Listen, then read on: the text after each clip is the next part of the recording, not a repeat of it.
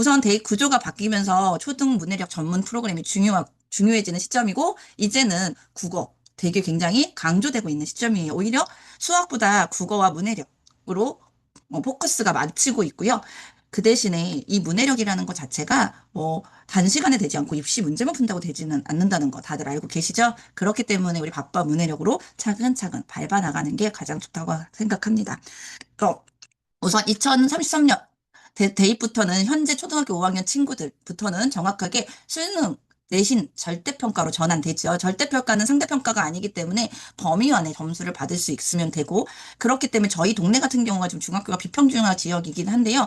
근데 내신 때문에 아이들이 학업 성적은 굉장히 낮고 있어요. 이 상대평가가 아니고 절대평가이기 때문에 그런 부분들 때문에 좀 문제가 되긴 하기 때문에 그걸 대학에서 보완하기 위해서 선원수령 평가가 대폭 확산된다고 했고요. 거기에 수능까지도 확대한다고 말씀을 드렸고요.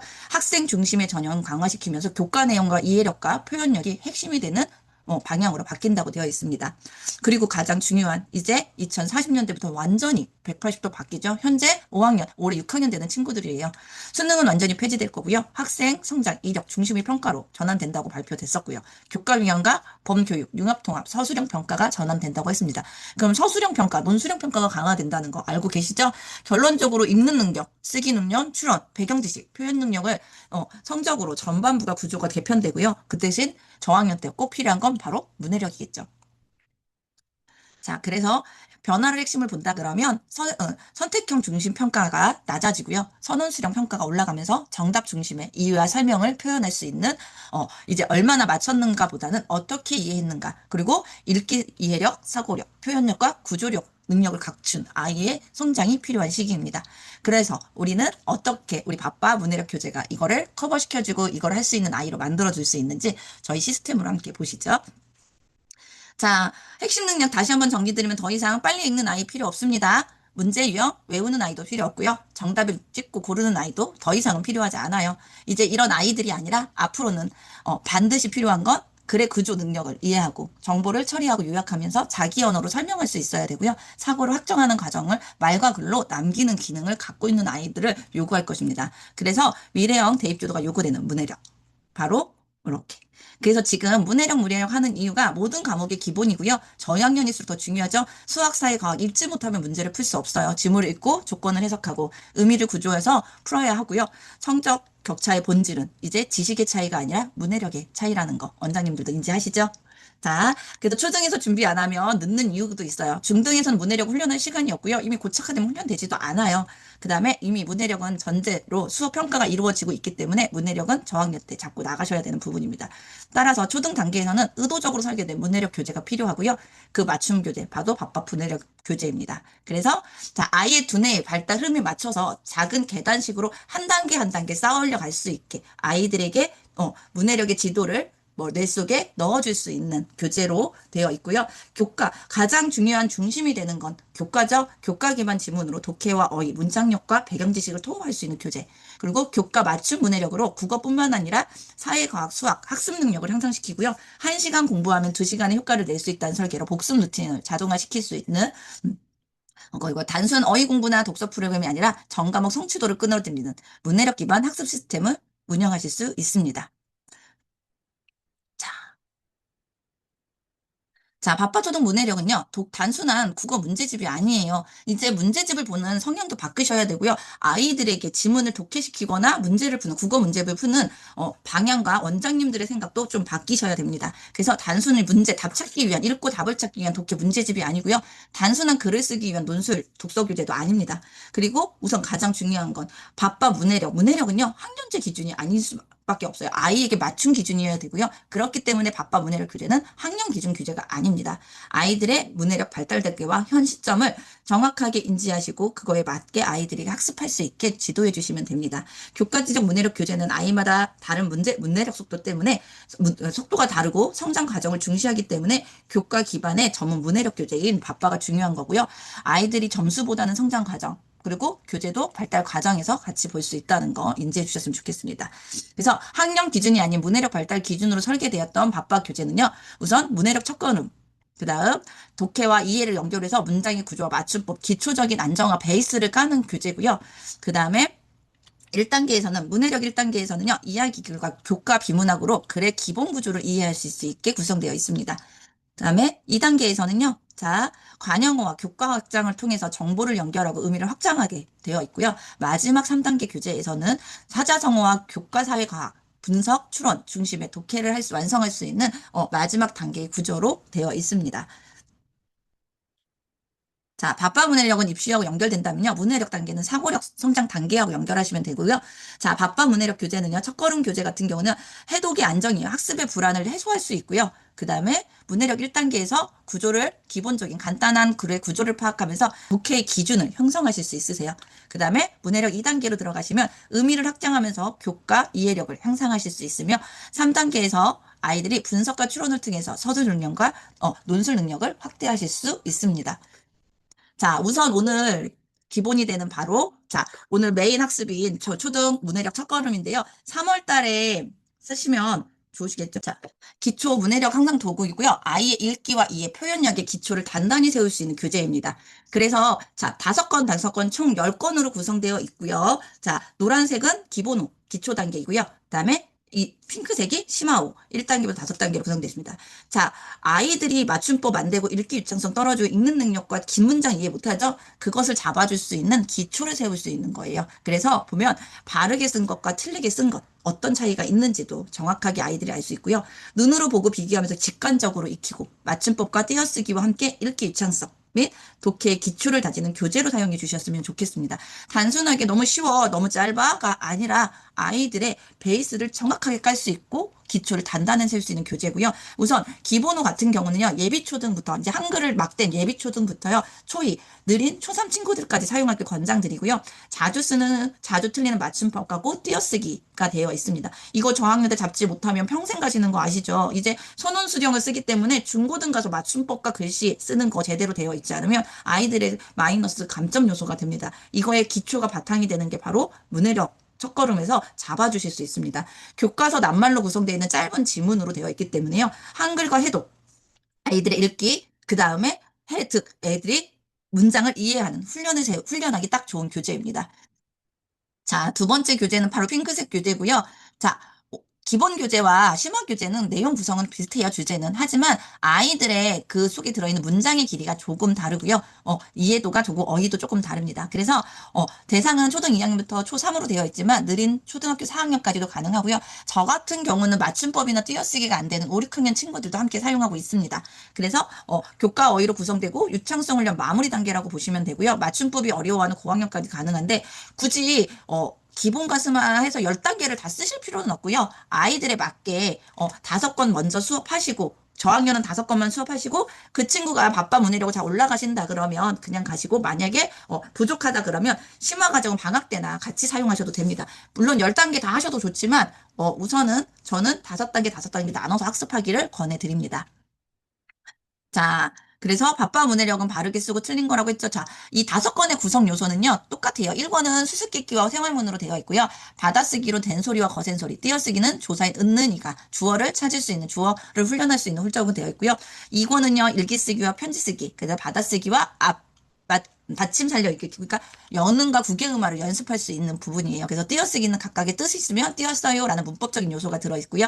편지와 동시, 그 다음에 이야기와 독서 감상문, 그 다음에 설명하는 글과 주장하는 글로 구성이 되어 있으면서요.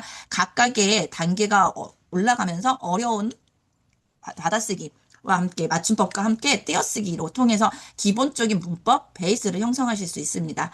그리고 첫째 1권은요. 짧은 문장으로 구성되어 있어서요. 아이들이 문장의 구조를 정확하게 이해할 수 있도록 구성되어 있고요. 그 다음에 2권부터 5권까지는 5문장에서 6문장 연결 하나의 문단으로 구성이 되어 있기 때문에 아이들의 문단의 구조를 읽을 수 있고 훈련할 수 있는 구조로 되어 있습니다. 자, 교재의 규정을 전체적으로 보신다 그러면요. 이건 한 달에 한 권 사용하시거나 한 권으로 수업을 진행하시면 되고요. 저 같은 경우는 요거는 한 권으로 구성되어 있는데 배움마당과 익힘마당이 한 권으로 구성되어 있어요.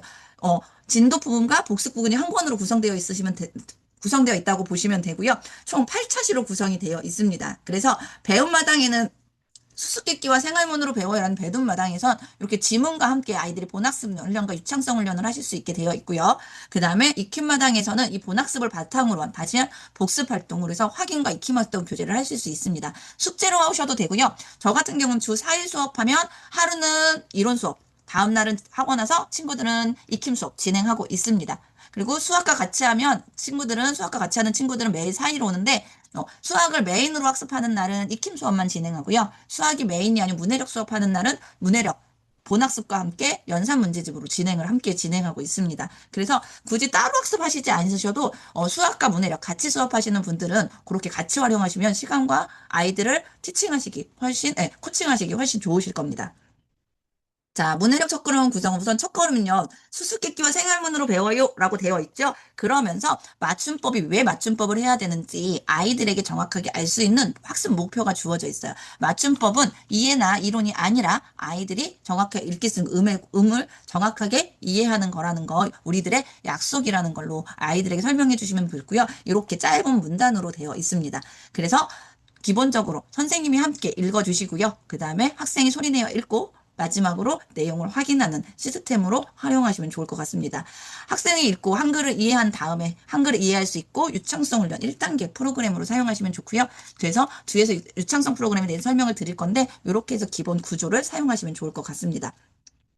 자, 이권부터는요, 앞에 이렇게 문법과 함께 이 단원에서, 이 파트에서 뭘 배워요? 라는 걸 이렇게 써 있어요. 이걸 아이들에게 굳이 설명해 주실 필요는 없고요. 문적인 지식을 설명해 주실 필요는 없으세요.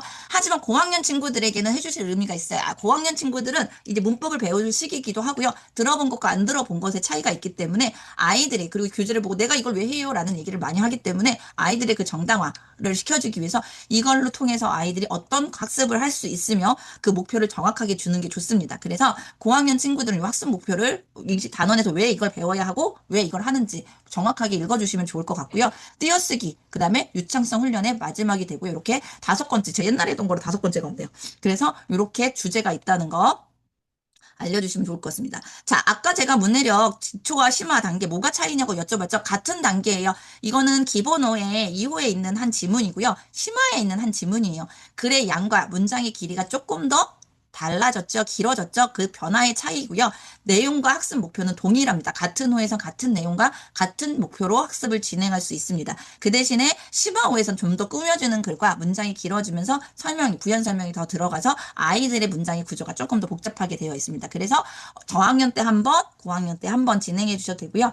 만약에 그냥 쭉 10권을 순서대로 진행해 주셔도 상관은 없습니다. 자, 문해력 수업 이제 야무지게 적용하는 거. 자, 그러려면 문해력 단계를 정확하게 원장님들이 아셔야 되고 그 단계에 맞춰서 아이의 문해력 단계를 조금 적용해 보시는 게 좋을 것 같아서 제가 문해력 단계 설명해 드릴게요. 우선 기초 문해는 한글을 해독하는 단계예요. 한글을 이해하는 단계가 아니고요. 우리 아이들 한글 이제 글자를 읽을 수 있는 단계 있죠. 이제 읽기 시작하는 단계로 이때 그 한글을 낱말을 소리내어 읽고요. 낱말의 뜻 정도만 아실 때 그게 한글 해독이고요. 기초 문해가 바로 이제 우리 아이들이 유창성과 문장의 독해, 문장 쓰기, 기초적인 사실적 독해와 기초 문해에서 유창성을 함께하는 단계, 기능 문해부터가 이제 원장님들이 알고 계신 사실 독해, 추론 독해, 기초 비판 독해 그 다음에 되어 있고요. 이제 마지막으로 아이들이 해야 될 수능에서 해야 될 단계가 바로 비판적 문해입니다. 다양한 글을 읽고 이해하고 논제를 파악하면서 자신의 가치관을 정형하여 토론하고 생각을 이해하는 단계. 그런데 대부분 독서논술학원에서는 요기 단계. 자, 요기 단계를 저 요구하는데요. 요 세 단계를 이루어지지 않은 친구들은 요 단계 아무리 해도 독서논술 쓸 수 없고요. 그 단계로 올라갈 수 없습니다. 그리고 원장님들이 대부분 문제집을 풀면서 하는 실수가 기초 문해가 아닌 아이들을 기능 문해로서 트레이닝 시키는 뭐 답만 찾고 그거에 대한 분석이나 아무것도 없이 이렇게 기능 문해에 포커스가 맞춰져 있는데요. 기초 문해가 튼튼해지셔야 기능 문해와 비판적 문해가 정말 학습에 적용할 수 있고요. 교과 과정에 반영될 수 있습니다. 그럼 바빠 문해력 첫걸음은요. 바로 단계 어디에 해당하는 거냐면 기초 문해의 단계에 해당합니다.